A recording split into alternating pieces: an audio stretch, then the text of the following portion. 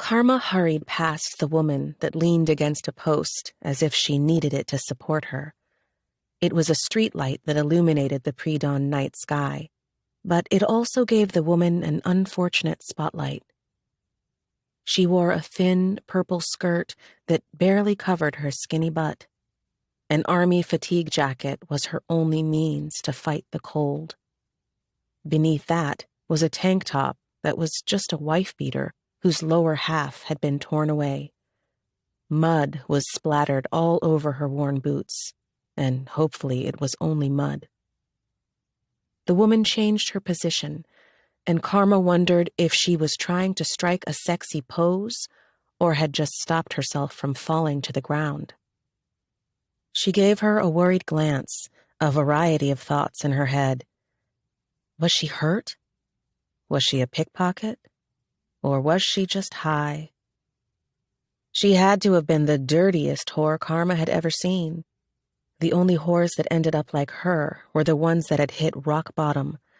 She had mangy brown hair that could have been dreads, but was more than likely just snarls from months of neglect. She was technically a white woman, but dirty, so she was dirt-colored.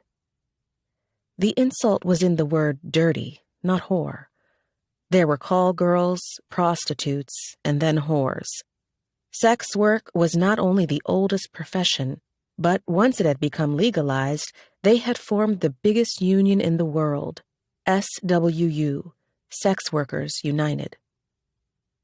Karma doubted that this woman was in the union, though.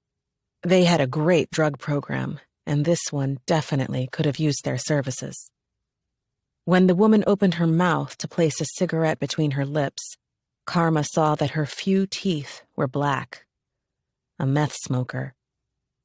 But if your only recourse to survival is standing on the streets selling hand and blowjobs, because even the derelicts know not to get too close to what might have developed between your thighs, you'd blow out your last brain cells on meth too.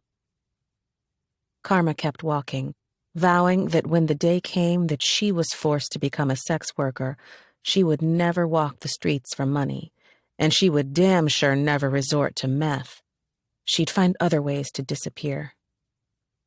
She pulled her jacket close around her, making sure that her knit cap was low on her head so the only thing exposed was a bit of brown flesh and alert, dark eyes. It was cold, but that wasn't the reason. She didn't want anyone to know that she wore earbuds. If anyone knew she had earbuds in, then they would know that she had a device to play music, and if that happened, she would be robbed within seconds. Getting from Crosstown, where the poor lived, to Newburgh, the affluent part of the city, was a fine dance in not getting mugged and showing up to work with a black eye. Again. Today she was listening to Songs in the Key of Life by Stevie Wonder, released in 1976 by Motown Records.